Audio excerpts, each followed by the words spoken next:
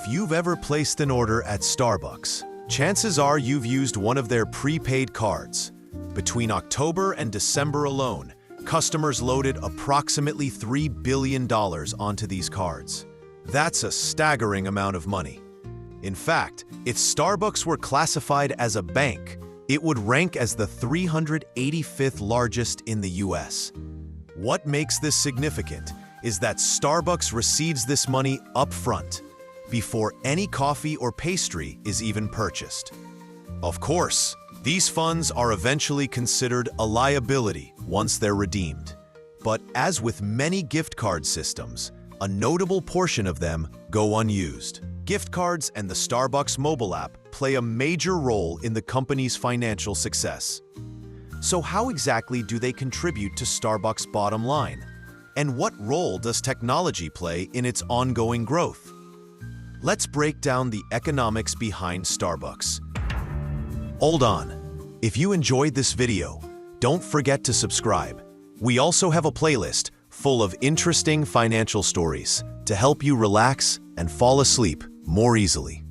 Starbucks started in 1971 as a modest coffee shop in downtown Seattle.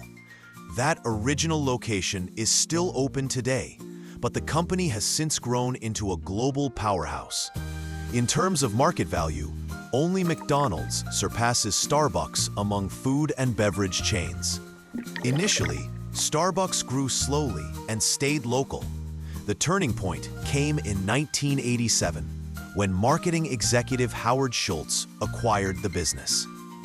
He expanded it beyond Seattle and introduced American consumers to espresso, then an uncommon drink in the US.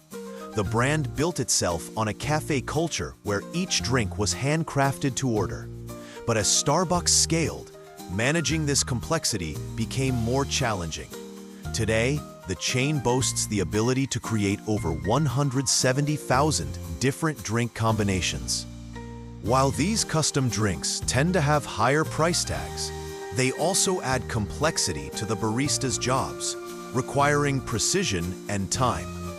From the introduction of the Frappuccino to the viral success of the pumpkin spice latte, Starbucks has made specialty beverages a cornerstone of its identity. In recent years, cold drinks have taken center stage, everything from iced coffee to cold foam creations. These beverages have become essential to maintaining strong sales, especially as interest in Frappuccinos has waned. As a company rooted in tech-forward Seattle, Starbucks has leaned heavily into technology to drive growth. A milestone came in 2009 with the launch of its mobile app, long before such tools became standard in retail. By the end of 2021, nearly 25% of US orders were placed through mobile. Many of these used a digital Starbucks gift card, which was once the only way to pay through the app. Today, about 44% of all US transactions are made using a Starbucks card. Currently, Starbucks holds about $2.4 billion in prepaid funds uploaded by customers, more than the total deposits at many regional banks. This ecosystem gives Starbucks not only cash on hand, but also access to a wealth of consumer data.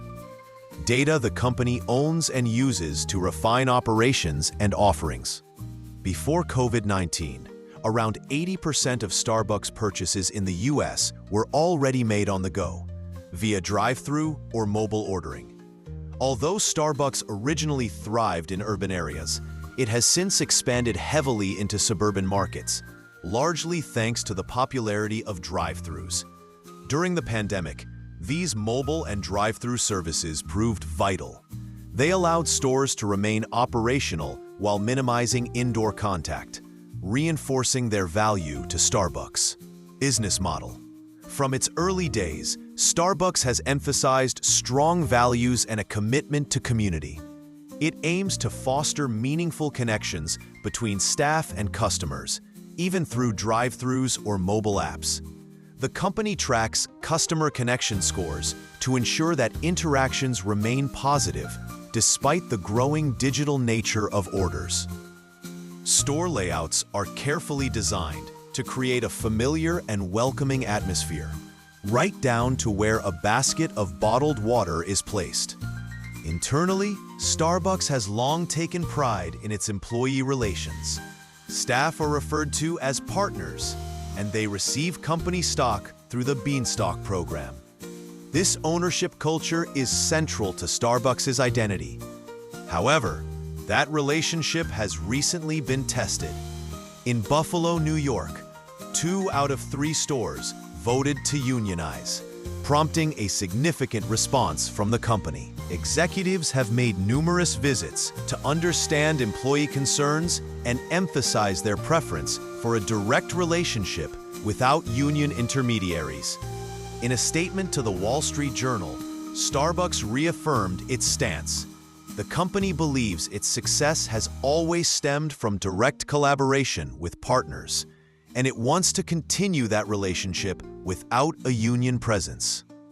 Starbucks remains the largest coffee chain in the world and a leader in coffee culture. But despite its dominance, the company faces growing challenges, ranging from evolving consumer habits to employee activism. Yet, its unique combination of tech innovation, personalized service, and cultural branding continues to drive its evolution in the global marketplace.